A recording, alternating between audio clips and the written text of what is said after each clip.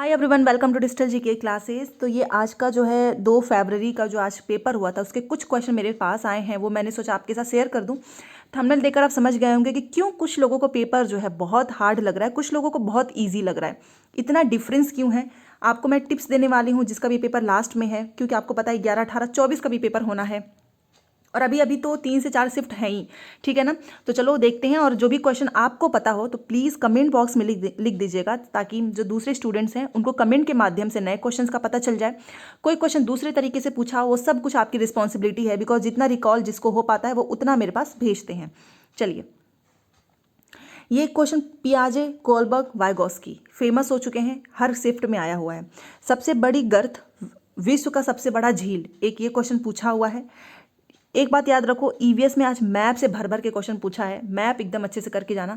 Travelling to western Ghats, तो which states are there, मतलब अगर आप वेस्टर्न घाट्स की तरफ ट्रैवल करते हो तो कौन सा स्टेट पड़ता है, तो वो मैप के बिना तो आप कर ही नहीं सकते हो। ये क्वेश्चन पूछा हुआ है।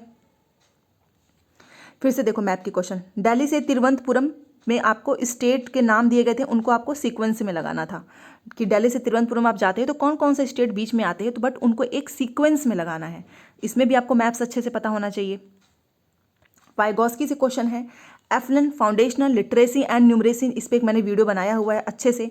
एनसीएफ का भी मैंने बनाया हुआ है, एनईपी भी बनाया हुआ है, और आज ये तीनों से क्वेश्चन पूछे गए हैं।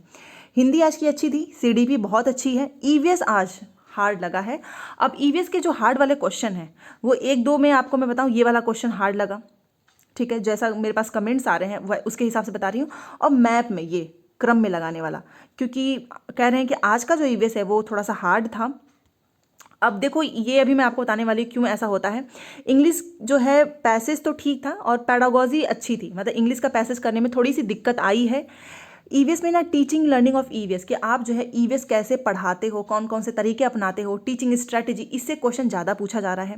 मैथ भी आज का कैलकुलेटिव था, कि मैथ में कैलकुलेशन ज़्यादा करना पड़ा है।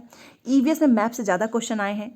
रेलवे स्टेशन से भी रिलेटेड था, अब पता नहीं पीएनआर नंबर था कि क्या था, बट रेलवे स्टेशन से क्वेश्चन पूछा हुआ है।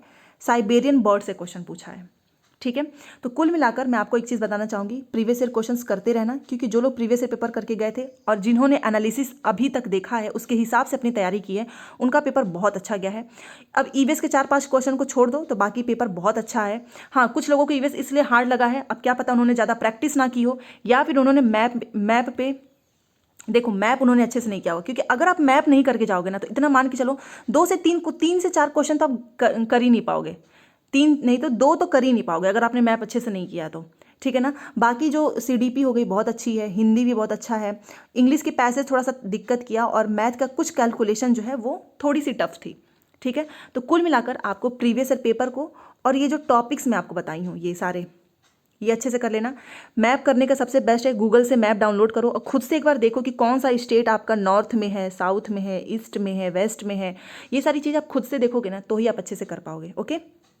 तो प्रीवियस से पेपर करते रहना है, और हार्ड तभी लगेगा जब आपकी प्रैक्टिस उतनी अच्छे से नहीं रहेगी। अदरवाइज अगर आपने प्रैक्टिस बहुत की है तो 4-5 क्वेश्चन आपको परेशान नहीं कर सकता है, ठीक है। बाकी आपका क्या ओपिनियन है प्लीज़ मुझे बताना, और भी कोई क्वेश्चन हो तो प्लीज़ ज़रूर बताइएगा। और हाँ, चैनल को सब्सक्राइब, और वीडियो को आप लोग लाइक नहीं करते हो, प्लीज़ चैनल को सब्सक्राइब कर लीजिएगा। Thanks for watching.